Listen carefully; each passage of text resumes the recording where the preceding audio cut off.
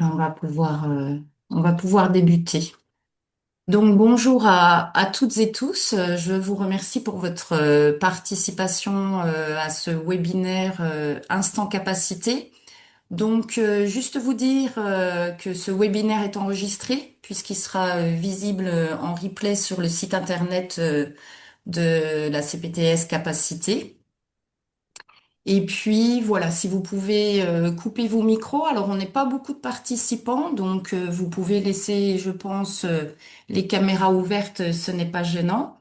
Et c'est vrai qu'habituellement, on propose de mettre les questions dans le chat. Pour aujourd'hui, on va être plutôt dans un webinaire un petit peu interactif. Donc, si vous avez des questions à poser, n'hésitez pas à lever la main et du coup, on vous donnera la parole pour pouvoir poser directement vos questions à nos intervenants. Donc, je vais vous partager l'écran. Voilà.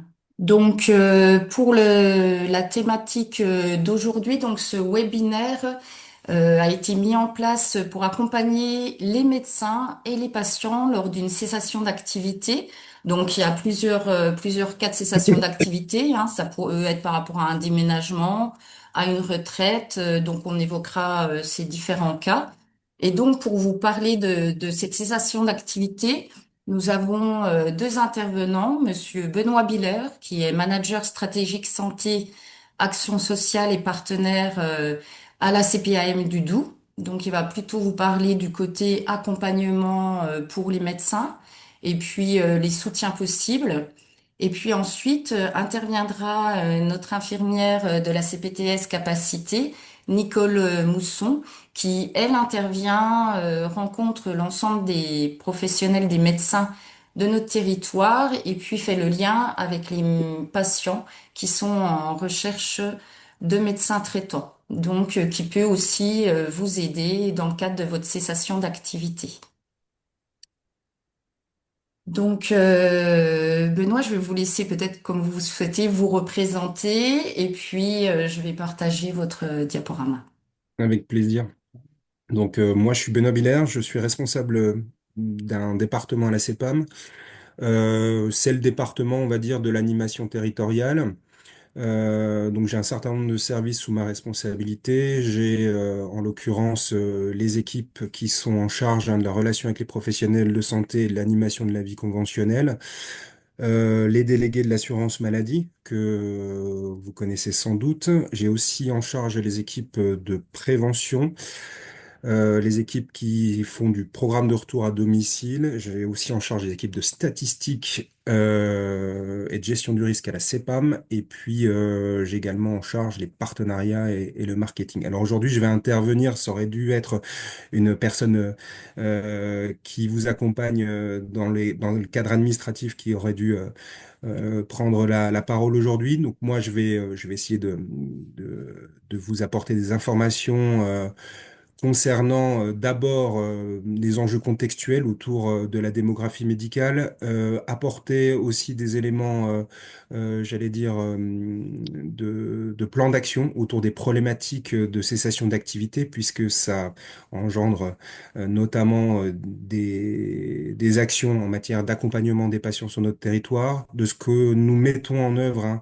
au sein de l'assurance maladie en lien avec l'ARS et les CPTS dans le cadre de l'accompagnement à l'association d'activité autour d'un plan d'action que je vous présenterai et qui sera mis en œuvre à partir de 2026 de manière très concrète, notamment avec la mise à disposition d'outils auprès des médecins généralistes autour de l'accompagnement à la cessation. Et enfin, j'introduirai ce qu'on fait en lien avec les CPTS au moment de départ, notamment pour l'accompagnement des patients à retrouver un médecin traitant. Voilà, je vous propose, je pense en avoir pour une petite vingtaine de minutes de présentation. Vous n'hésitez pas à me couper au moment du passage des slides et me poser les questions qui vous paraîtraient utiles ou on peut, à l'inverse, attendre la fin de ma présentation et je répondrai à l'ensemble de vos questions. Merci Sabrina. Tu peux passer vous pouvez passer à la slide suivante. L'idée d'abord est un peu d'analyser ensemble la situation démographique des médecins généralistes, alors, dans le département et de manière plus localisée, avec des chiffres que là je me suis permis d'arrêter à la fin de l'année dernière. Selon moi, hein, ces données de contexte, elles sont essentielles pour comprendre les enjeux autour de l'accès aux soins sur notre territoire. Alors, le département du Doubs a une densité moyenne d'environ 92 médecins généralistes pour 100 000 habitants. Ça le place en tête des départements de Bourgogne-Franche-Comté en matière de démographie médicale, puisque la densité moyenne sur les autres départements est de 78 médecins pour 100 000 habitants, et ça la place au-dessus de la densité moyenne que l'on peut connaître France entière, puisque la densité moyenne France entière de médecins généralistes est de 82 médecins pour 100 000 habitants. Donc c'est un département qui est plutôt bien doté en médecins généralistes, mais derrière ces éléments macro se cache une réalité bien différente. Donc on a 524 médecins généralistes aujourd'hui installés au 31 décembre 2024 dans le Doubs. Donc ce nombre, il peut paraître important, mais ça cache quelques réalités plus nuancées qu'on va analyser. D'abord, on a une répartition, si on regarde par tranche d'âge, qui est assez préoccupante. Euh, En effet, les médecins de plus de 60 ans représentent 30% des effectifs. On a 17% de médecins qui ont entre 60 et 64 ans et 13% des médecins installés qui ont plus de 65 ans. Ça signifie que, on a un peu plus de 150 médecins qui partiront à la retraite dans les 5 à 10 prochaines années. Par ailleurs, on a aussi un nombre de médecins qui ont entre 55 et 60 ans et ils constituent 14% de la population des médecins généralistes. Et à l'inverse, par contre, on a 9% des médecins qui ont moins de 35 ans. Les médecins qui ont entre 35 et 54 ans représentent quant à eux 47% des effectifs. Donc on a un constat qui est quand même assez clair, hein. On fait face à un déséquilibre générationnel, ça s'est constaté sur l'ensemble des territoires, et qui va s'accentuer hein, dans les années à venir. Un autre point saillant, c'est les disparités territoriales. La carte hein, que vous avez sous les yeux montre une répartition très inégale hein, des médecins sur notre territoire. Les zones les plus foncées, notamment autour de Besançon et Montbéliard, hein, concentrent la majorité des médecins généralistes, avec une densité moyenne, là on l'a exprimé pour 10 000 habitants, mais de 10 médecins pour 10 000 habitants. Et les zones les plus claires, qui sont principalement dans les zones rurales et sur la frontière hein, suisse, on a un peu une densité moyenne de 5 médecins pour 10 000 habitants. Donc on a eu vraiment une fracture territoriale au sein de notre département qui pose un problème d'accès aux soins pour nos concitoyens qui vivent dans ces zones. On a un autre élément important, mais vous le savez, hein, c'est qu'on a une féminisation hein, progressive euh, de la structuration des médecins généralistes. Alors, on a un parfait équilibre. Aujourd'hui, on a sur notre territoire, 50% des médecins généralistes sont des femmes et 50% sont des hommes. Cependant, on voit que l'analyse par âge révèle des tendances, hein. On a une féminisation beaucoup plus importante chez les médecins généralistes sont en dessous de 40 ans, et on a une tendance qui s'inverse hein, suivant l'âge. Donc cette féminisation de la profession, elle est à la fois une évolution sociétale, hein, il y a aussi des éléments un peu importants, comme les aspirations différentes en termes d'équilibre vie professionnelle et vie personnelle dans les modes d'exercice, avec du temps partiel, d'exercice regroupé. Donc, ce qu'on peut conclure hein, sur cette première diapositive, c'est qu'il y a une urgence dans le renouvellement générationnel, avec 30% de départ à la retraite imminent, et on a seulement 9% de jeunes médecins. Donc il faut intensifier nos efforts en matière d'attractivité. On a une nécessité de rééquilibrer, à mon sens, hein, l'offre territoriale. Et les zones rurales actuelles sur notre territoire nécessitent hein, des mesures incitatives fortes pour maintenir et attirer de nouveaux médecins et aussi soulager hein, les médecins qui ont de fortes patientèles et on le verra juste après sur ces territoires.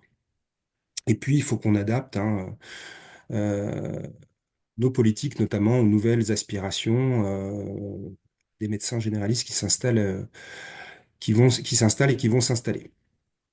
On peut passer à la slide suivante, Sabrina. Là, je vous ai simplement mis un petit graphique qui n'appelle pas de commentaire particulier. Simplement, je vous ai indiqué le nombre d'installations et le nombre de cessations sur notre département. Voilà. Ce sont des cessations et des installations qui sont assez dynamiques. Alors après, concernant les cessations, il faut bien distinguer les cessations pour motif de retraite, des cessations qui sont pour motif soit de changement d'activité professionnelle, passage du libéral au salariat, passage, changement territorial de cabinet, etc. Voilà. Donc on a à peu près un bon tiers des cessations qui sont dues à un motif de retraite. L'âge moyen, il est assez différent suivant les années. Voilà. Et il peut y avoir des explications d'ordre politique aussi derrière ces enjeux-là. Voilà, mais ça n'appelle pas plus de commentaires que ça. Ce qu'on peut constater sur notre territoire, c'est qu'on est plutôt un territoire, contrairement à d'autres territoires en Bourgogne-Franche-Comté, où on a bien souvent, alors ça dépend des années, mais la plupart du temps, plus d'installations que de cessations. On peut passer à la slide suivante. Donc on a analysé hein, la démographie globale du département. On peut s'intéresser maintenant de manière un peu plus précise euh, à l'organisation territoriale de l'offre de soins. Et je vous ai indiqué un tableau avec le prisme par communauté territoriale de santé. Hein, ces structures qui sont aujourd'hui essentielles pour coordonner aujourd'hui les soins de premier recours sur les territoires. Donc le département hein, compte aujourd'hui 8 CPTS, au sein desquels on a les 500 médecins généralistes exercent. Les CPTS couvrent dans le Doubs l'ensemble du territoire, que ce soit le territoire des grandes zones urbaines comme Grand Besançon et Grand Montbéliard, aux territoires ruraux comme le Haut-Doubs-Forestier ou le Luison. Cette organisation de CPTS, elle doit permettre une meilleure coordination des professionnels de santé et une réponse adaptée aux besoins de chaque territoire. Donc, si on regarde pour le Grand Besançon, alors le Grand Besançon représente un poids assez considérable puisqu'on a 240 médecins généralistes installés au 31/12/2024. C'est près de la moitié des effectifs du département. Il couvre la plus grande partie de la population avec, on a une file active, c'est-à-dire file active, c'est le nombre de patients qui ont eu au moins un recours à un médecin généraliste de la communauté. Voilà, contrairement aux patients médecins traitants, c'est l'ensemble des patients qui ont déclaré un médecin traitant euh, exerçant dans la CPTS. Donc pour le Grand Besançon, donc on a 240 médecins généralistes, une file active de 237 000 patients qui ont vu au moins une fois un médecin de ce territoire et pour 136 000, un peu plus de 136 000 médecins traitants, patients médecins traitants déclarés. Alors ce ratio, quand on regarde les ratios, c'est intéressant. On s'aperçoit que pour le Grand Besançon, la patientèle moyenne d'un médecin généraliste en patient médecin traitant est de 570 patients. Et on a une file active moyenne de à peu près 990 patients par professionnel. Donc ces chiffres indiquent quand même une densité médicale qui est plutôt favorable hein, sur la métropole bisontine avec une charge de travail par médecin qui est plus raisonnable que dans d'autres territoires. On peut le comparer notamment à la situation du Grand Montbéliard qui présente un profil qui est totalement différent, puisque on a des ratios qui là sont de 979 patients par médecin traitant, avec des files actives qui dépassent les 1000 patients. Et pour le Grand Montbéliard, on a une file active qui est de 1400 patients. Donc on a une tension importante, notamment sur ce secteur montbéliardais, contrairement au secteur byzantin. Les CPTS plutôt rurales présentent des profils assez variés. On a par exemple le pays horloger qui a des ratios qui sont assez préoccupants. À l'inverse, on a l'Oulison qui, malgré une petite équipe de médecins, maintient des ratios qui sont plutôt favorables. Donc cette analyse comparative, elle permet de sortir trois axes majeurs. Hein, ce qu'on a vu au départ quand même, les inégalités territoriales sont assez marquées. Et puis cette disparité, elle impacte quand même directement la qualité de vie des médecins et l'accès aux soins des patients sur ces territoires-là. Et ces territoires, là où les difficultés sont les plus saillantes, nécessitent des actions prioritaires d'attractivité. Euh, voilà. On peut passer à la... Benoît, on a une Oui, petite question sur oui, cette slide. Est-ce oui. que ces données sont pour une année Ces données sont annualisées, effectivement. annualisée? Mm. Oui, c'est par an. Donc là, c'est pour l'année 2025. Ça, c'est Enfin, pour, là, c'était, 2024. oui, c'est l'année 2024. J'ai pris en comparaison l'année 2024 puisqu'on avait des chiffres stabilisés. Merci.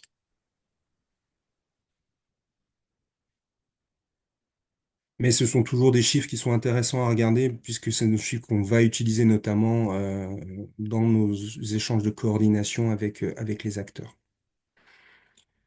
Donc, face à ces enjeux de démographie, il y a une question centrale qui est l'objet du webinaire de ce jour, c'est comment anticiper et accompagner les cessations d'activité des médecins. Donc, comme on l'a constaté, on a environ une centaine de médecins généralistes du département qui ont 60 ans ou plus. Et puis leur départ en retraite dans les prochaines années représente quand même un défi majeur pour l'accès aux soins des assurés sociaux. Et dans un contexte de difficulté d'accès, et notamment un médecin traitant, l'anticipation des cessations d'activité des médecins généralistes représente pour nous, en tout cas, l'assurance maladie, un enjeu stratégique.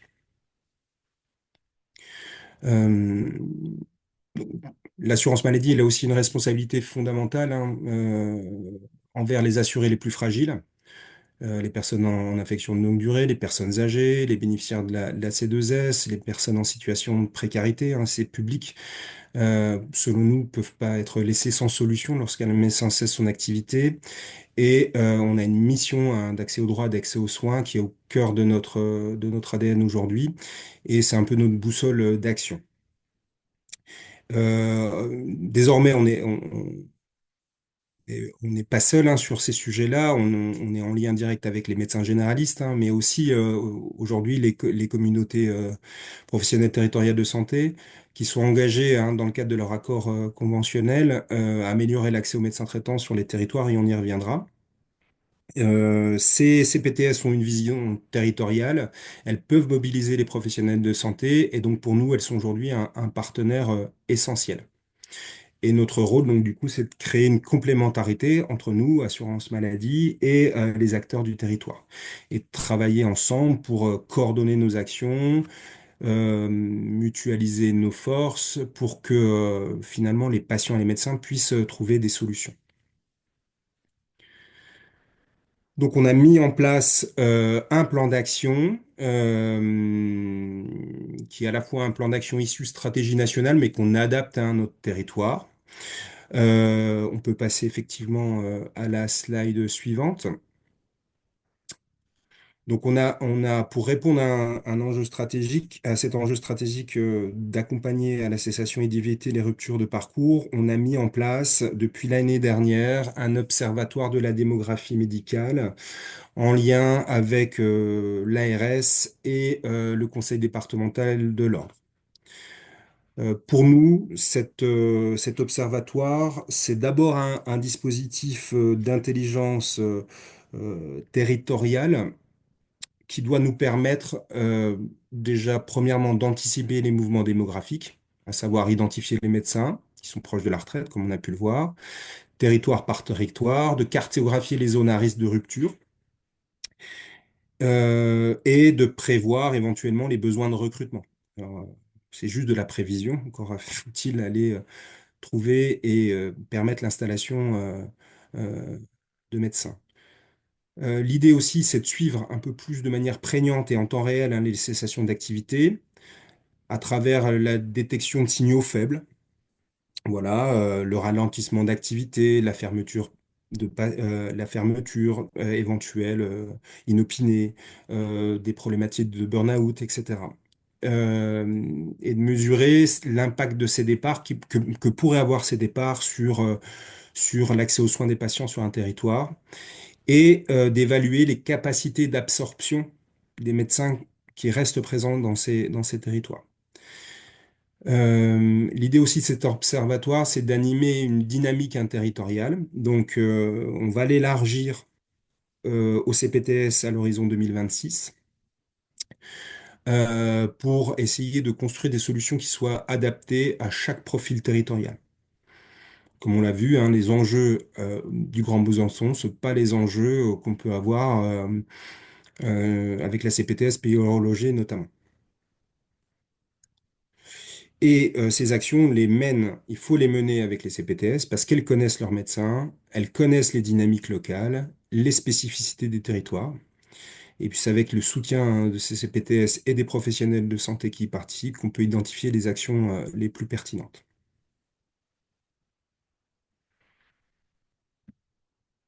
Euh, à côté de ça, donc on a élaboré la construction d'un livret d'accompagnement à la cessation d'activité. Ce livret, il est en cours de finalisation et de construction pour accompagner au mieux les médecins dans leur projet de cessation. Il repose sur plusieurs objectifs. Premièrement, c'est simplifier les démarches administratives qui, au moment de la cessation, peuvent être complexes et chronophages. C'est d'informer sur les possibilités, notamment autour de tout ce qui est des prescriptions médicales, sur les possibilités d'avoir des prescriptions de longue durée pour notamment assurer la continuité des traitements des patients dans le cadre d'une cessation d'activité et dans l'attente de la reprise d'une patientèle éventuelle.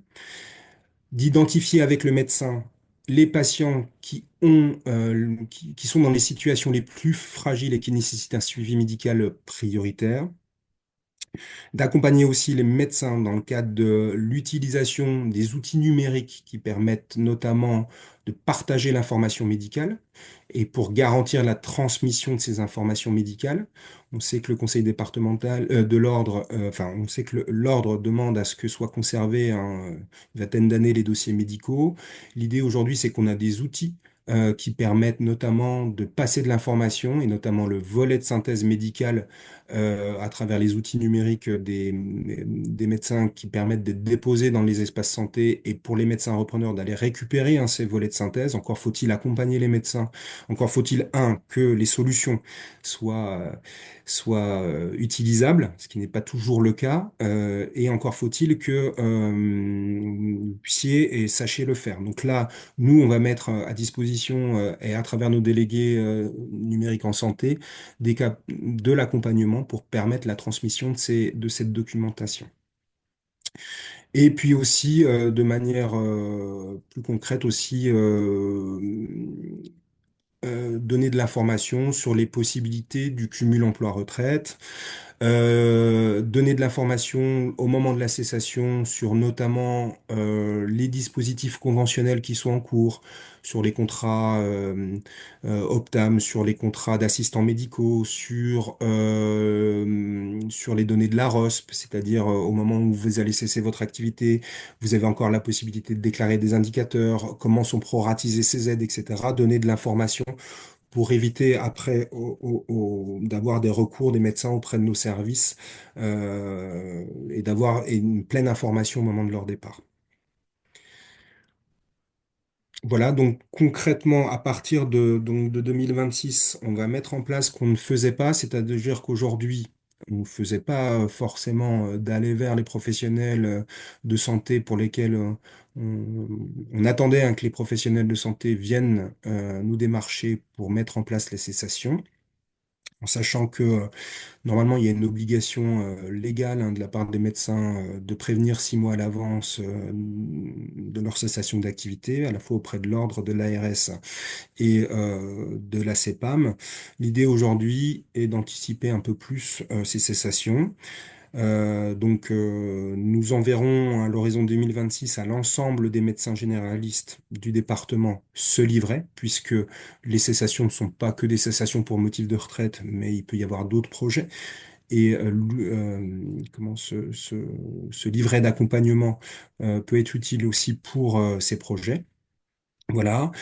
Ensuite, nous proposerons un accompagnement à la carte auprès des médecins qui le souhaitent, avec des visites de nos délégués de l'assurance maladie conjointes avec nos délégués du numérique pour accompagner les médecins et anticiper cette cessation. Et nous aborderons dans ce cadre-là les possibilités, s'il y a repreneur ou pas, de favoriser notamment les dispositifs de reprise de patientèle. Mais j'y reviendrai juste après.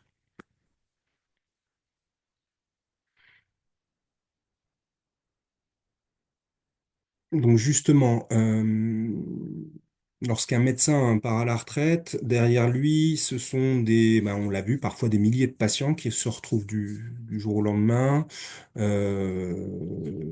sans médecin traitant. Parmi eux, on l'a vu, il y a des personnes qui nécessitent qu'il n'y ait pas de rupture dans le parcours, parce que ça peut avoir bien évidemment des conséquences sur leur santé. Et notre mission, mais aussi celle des médecins, ils essayent de l'anticiper, c'est de tout faire pour éviter ces ruptures. Et nous, du côté assurance maladie, on a une responsabilité fondamentale envers ces assurés, notamment les assurés les plus fragiles. Donc concrètement, l'idée, c'est de favoriser, de faciliter la reprise des patientèles en identifiant rapidement les médecins disponibles et en facilitant la mise en relation, éviter les ruptures de parcours de soins en anticipant autant que faire se peut les besoins, notamment pour les patients en ALD, et en proposant et en communiquant sur les solutions temporaires, si nécessaire. On sait que, par exemple, sur certains territoires, il y a des départs en retraite non remplacés et on a déjà des patientèles avec des files actives importantes et l'impossibilité pour les médecins de prendre plus de patients. Par contre, donc du coup, l'idée, c'est aussi d'accompagner les patients à travers les solutions territoriales qui peuvent exister, que ce soit, par exemple, des solutions de médicopus, des solutions autour des soins non programmés, d'informer sur le SAS, etc., de donner en fait de l'information dans les territoires sur les solutions existantes et alternatives à l'absence de médecins traitants, que ce soit des dispositifs de téléconsultation, etc. Et ces dispositifs territoriaux, ils sont différents suivant les territoires. Donc il faut avoir une communication aussi adaptée, et c'est là qu'on intervient notamment en lien avec les CPTS pour qu'il y ait une information facilitée auprès des patients. Donc l'enjeu de la communication est d'avoir une communication efficace, elle est essentielle. Elle est essentielle. Je vous ai mis à la gauche de cette slide la procédure que nous avons travaillée sur et des schémas et du schéma que nous mettons en place dans le cadre désormais d'une cessation d'activité. Je vais essayer de le commenter. Il n'est pas très lisible. Et il sera indiqué dans le livret de cessation. Mais d'une certaine manière, dès lors qu'on a une cessation d'activité, plus elle est connue en amont, plus elle peut être anticipée, ça c'est le point nodal. Soit on a un repreneur, soit on n'en a pas. Alors quand on n'a pas de repreneur, ce qu'on va regarder d'ores et déjà, c'est si le médecin exerçait au sein d'une structure pluripo ou dans un exercice coordonné, voilà, dans un cabinet de groupe. Si jamais on était sur une cessation sèche sans médecin installé au sein d'un même cabinet, sans MSP, on va direct déclencher le dialogue avec la CPTS pour essayer de trouver des médecins repreneurs. Donc ça, c'est le scénario le plus catastrophique entre guillemets. Soit on a un repreneur, et là, on va s'engager dans un dialogue avec le médecin repreneur, soit sur une reprise totale de patientèle. Et dans ce cadre-là, on sera sur le scénario le plus facilitant. Et l'idée est de faciliter la reprise de la patientèle pour le médecin qui va reprendre. Éviter aussi une charge administrative complémentaire, de resigner, j'allais dire, des déclarations de médecin traitant.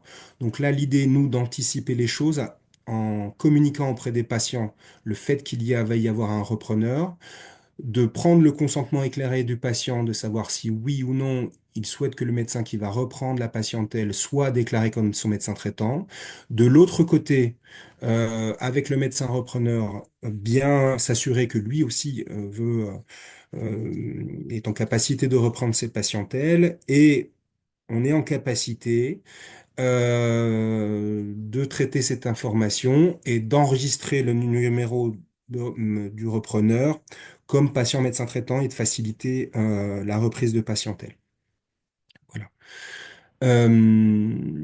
Parallèlement, si l'ensemble de la patientèle n'est pas reprise ou si le médecin souhaite attendre, voilà, c'est d'un exercice libéral et c'est important de prendre ça en considération. Il peut prendre tout ou partie de la patientèle et on peut cibler les patients qui peuvent être repris et de la même manière favoriser la signature de contrats médecin traitant. Parallèlement, pour les patients qui ne seraient pas repris, là, on se réengage dans une dynamique d'échange avec la CPTS et d'accompagnement privilégié des patients. Et de là, on met en place tout un système d'action autour de courriers, mais aussi de démarches téléphoniques auprès des patients en lien avec la CPTS, que je vais décliner un peu juste après de manière concrète. On peut passer à la dernière slide. Justement, il y a une petite question par rapport à ça. Donc, vous nous disiez que vous informez les patients lorsqu'il y a un repreneur pour savoir s'ils acceptent que ce repreneur soit leur nouveau médecin traitant. Et dans le cadre, dans le cas où il n'y a pas de repreneur et que vous êtes informé de la cessation, est-ce que c'est vous, Assurance Maladie, qui prévenez l'ensemble des usagers par courrier, Oui, par téléphone? c'est ce que je vais évoquer juste après. Donc, on a Ok, un dispositif, effectivement, on peut passer à la slide suivante, ça répondra à la question. Euh, Depuis quelque temps, dès lors qu'on a une cessation. Donc là, ce que je vous ai exprimé, c'est dès lors qu'on est dans l'anticipation, c'est-à-dire qu'on a travaillé avec le médecin qui a le projet de cessation, s'il y a un repreneur ou pas de repreneur, d'évaluer en fait la situation. Jusqu'alors, bien souvent, on a l'information de la cessation quelques jours, voire quelques semaines avant. Et effectivement, maintenant, dès lors qu'un médecin cesse son activité, on adresse systématiquement un courrier à l'ensemble de la patientèle de ce médecin, comme quoi le médecin a cessé son activité et que on met en place un système de numéros fictifs. C'est-à-dire qu'on vient mettre en base un numéro fictif de médecin traitant pour ne pas pénaliser le patient dans son système, dans le remboursement de ses soins. Cette procédure, elle nous permet d'identifier clairement les patients qui n'ont pas pour lesquels il y a une cessation d'activité et de faire des accompagnements. Ça, c'est la première des choses. Et la deuxième des choses, elle permet d'éviter aux patients de se voir pénalisés dans le cadre du parcours de soins. Et ensuite, justement, la mise en place de ce numéro fictif nous permet aussi de suivre ces patients et de les accompagner. Ce numéro fictif est mis en place pour une durée d'un an. Il est prolongé pour les patients en ALD qui n'auraient pas trouvé de médecin traitant à l'issue de cette temporalité pour nous permettre de les accompagner. Euh, voilà, et il nous permet aussi, ce numéro fictif, de pouvoir, dans le cadre des reprises de patientèle, puisqu'admettons un médecin se réinstalle quelques mois plus tard sur un secteur pour lequel on a des patients sans médecin traitant, ça nous permet aussi de faire des basculements de patientèle de manière un peu automatisée. Euh, voilà. Concernant les, donc tout ça, c'est pour les médecins qui n'exercent pas en maison de santé pluriprofessionnelle. Pour les maisons de santé, pour les patients, pour les médecins exerçant en maison de santé pluriprofessionnelle, nous avons un accompagnement déjà proactif auprès de ces maisons de santé et on regarde déjà avec les médecins exerçant dans ces maisons comment on peut se partager la patientèle.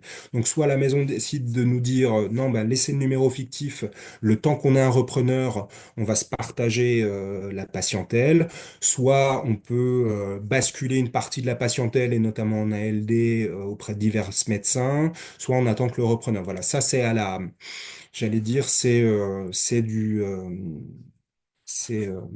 c'est en fonction hein, de la capacité de la MSP à reprendre des patients. Voilà, mais c'est du cousu humain d'une certaine manière là ce que je suis en train de vous expliquer. Alors, l'idée est de faire du cousu humain. Euh, ensuite, eh ben, on a tous les patients qui aujourd'hui n'ont pas de médecin traitant, qui ont ce numéro fictif, pour lequel ils n'ont pas retrouvé de médecin. Donc là, on a deux dispositifs. Un, on a des patients qui sont soit sans recours, soit des patients qui ont recours parfois à du temps médical. Donc, on va regarder, par exemple, et bien souvent, ce qui se passe, c'est qu'on a des médecins, des patients qui consomment du soin de manière régulière, soit qui ont un, deux, trois recours auprès d'un même médecin généraliste. Et là, bien souvent, en fait, ben, c'est qu'on a oublié de faire la déclaration de médecin traitant ou c'est qu'on n'a pas envie de faire la déclaration de médecin traitant. Voilà. Mais en tout cas, nous, ce qu'on fait, c'est que on adresse des listes à ces médecins à travers des visites des délégués de l'assurance maladie. On fait un état des lieux des patients qui consomment et en fonction, on remet ces listes aux médecins et les médecins peuvent nous dire, ben, je souhaite le prendre définitivement comme patient médecin traitant. Et nous, on revient avec ces listes et on transfère en base et on accompagne les autres patients. Soit on a des patients qui sont en non-recours, et notamment des patients en ALD, et là on fait des démarches d'appel sortant auprès de ces patients-là pour savoir s'il y a une difficulté particulière. Voilà. Et en fonction de la situation du patient, on se met en lien avec la CPTS pour trouver une solution de prise en charge.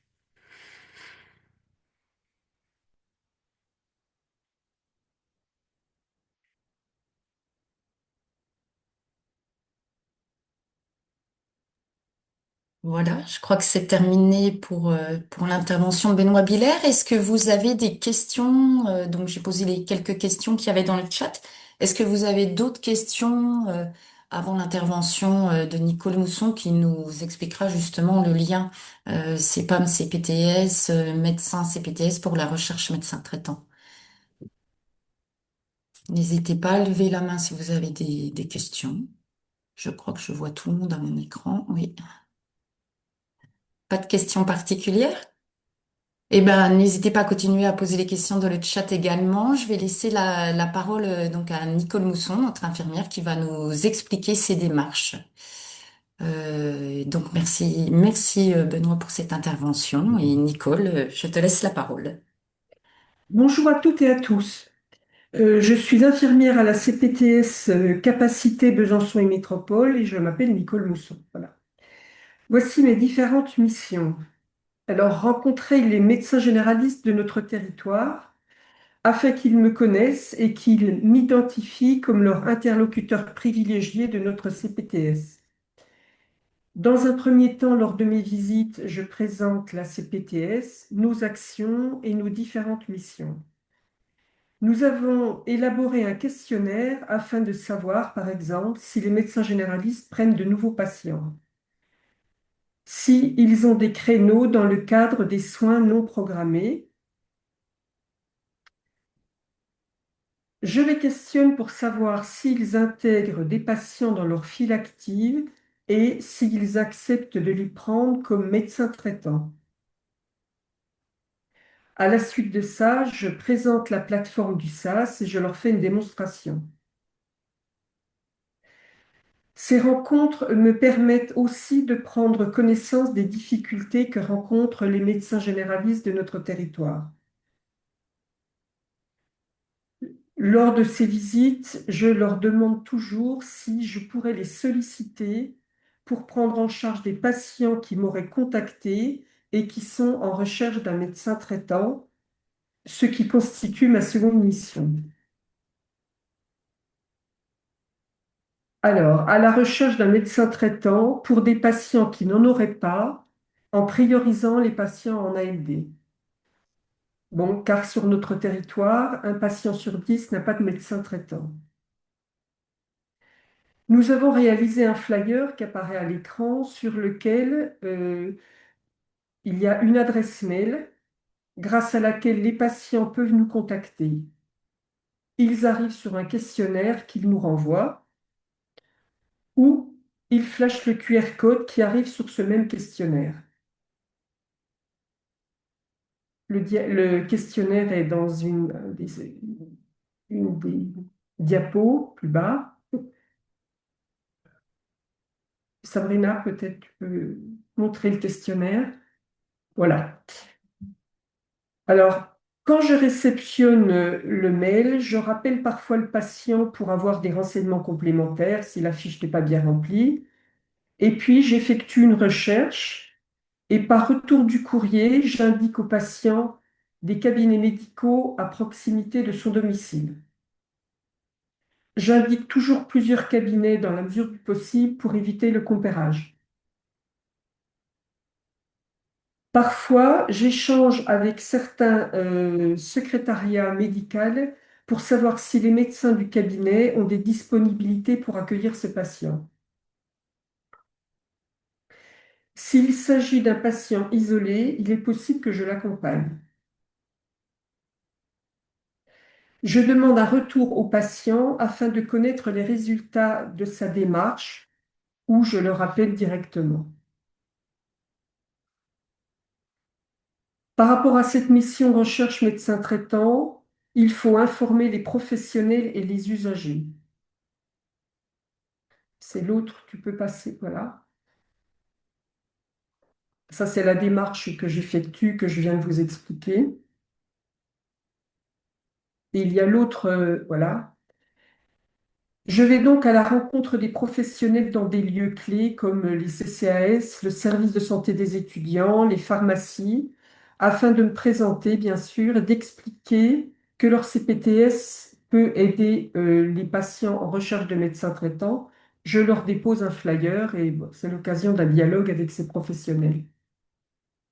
Et il faut aller aussi à la rencontre des usagers en allant par exemple dans les clubs du troisième âge, des communes de notre CPTS ou dans les résidences seniors pour aller au-devant toujours des usagers, afin de leur expliquer de vive voix, grâce à notre flyer, la démarche à suivre s'ils n'ont pas de médecin généraliste. Voilà. Je vous remercie de votre attention.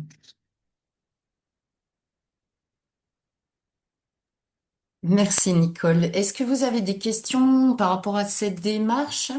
Donc, en effet, hein, la CPTS a mis en place cette possibilité pour les patients de contacter Nicole via alors une adresse mail ou un flash code. On peut aussi nous contacter par téléphone volontairement, hein, comme il y a quand même 10% de la population sur le territoire de notre CPTS qui n'a pas de médecin traitant. On n'a pas intégré de numéro de téléphone, mais on agrafe au besoin pour les patients âgés le numéro de téléphone de Nicole pour la contacter dans le cadre de la recherche. Et puis donc Nicole en parallèle en effet rencontre l'ensemble des médecins généralistes et leur pose toujours cette question de savoir s'ils acceptent ou non de nouveaux patients en tant que médecin traitant. Et bien entendu, que c'est lors de la rencontre avec ce patient que le médecin décide ou non d'accepter de le prendre en tant que nouveau médecin traitant. Donc on travaille aussi en lien avec la CPIAM par rapport à ça, il y a la mission accompagnement santé qui eux aussi hein, recherchent, Monsieur Belair, vous pourrez peut-être me compléter si besoin, mais qui recherche de leur côté aussi un médecin traitant lorsqu'ils sont contactés, alors plutôt par des professionnels de santé ou de structure, et on fait le lien ensemble entre la masse et la CPTS s'il y a des besoins voilà, plus spécifiques. Mais peut-être Benoît, vous voulez compléter ou ça va comme ça? Oui, on a des équipes hein, dédiées des équipes de personnes qui, alors au-delà de la recherche de médecins traitants, en fait, ont pour activité d'accompagner les patients fragiles dans le cadre de leur accès aux droits, déjà, et puis ensuite dans le cadre de l'accès aux soins.